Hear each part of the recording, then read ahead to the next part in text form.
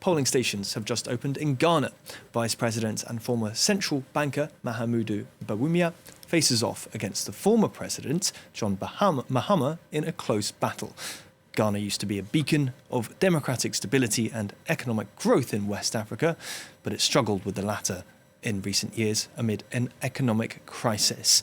Let's get more now from Justice Baidoo, our correspondent, who's at a polling station in Accra. Thanks for speaking to me. What can we expect from today's vote?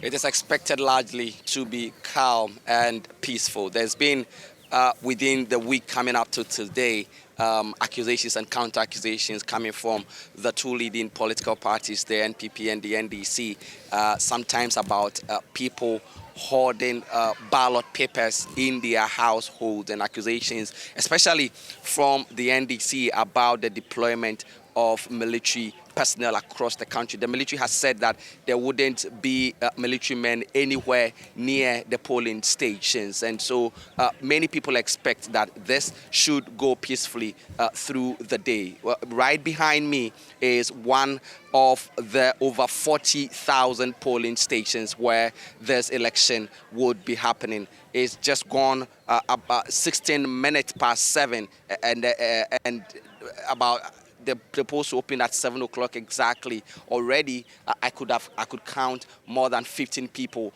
that have already cast their ballot. There are a lot more people already gathered in queues. As early as about 3 a.m., there were people who were forming queues in several parts, especially in the capital where I am now.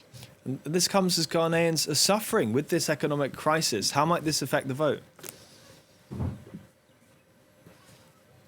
All the polls have indicated that the economy is the leading factor in terms of the things that people are going to be looking at to cast their ballot today.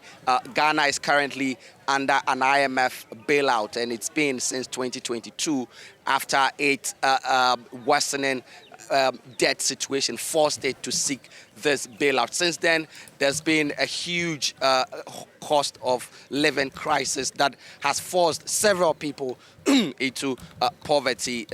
Many people, unemployment is really high, and especially among young people, there is apathy towards this election. Many people feel that no matter who wins today, very little is expected to change. The the opposition party is thus banking its hopes on these levels of apathy and the dissatisfaction that is growing amongst people about the economy to be able to secure a win, which many polls have suggested would happen today. The ruling party, however, looks very confident of its chances despite the odds being against them, and it's in part because of several policies that they have implemented, leads among which is a free senior high school policy that has sent over 3 million young people to senior high school for free. And so it is really, at this point, very much a 50-50 situation,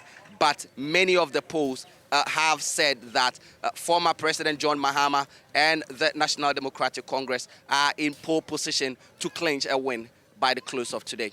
Justice, thanks for that. That's Justice Baidoo, our correspondent in Ghana.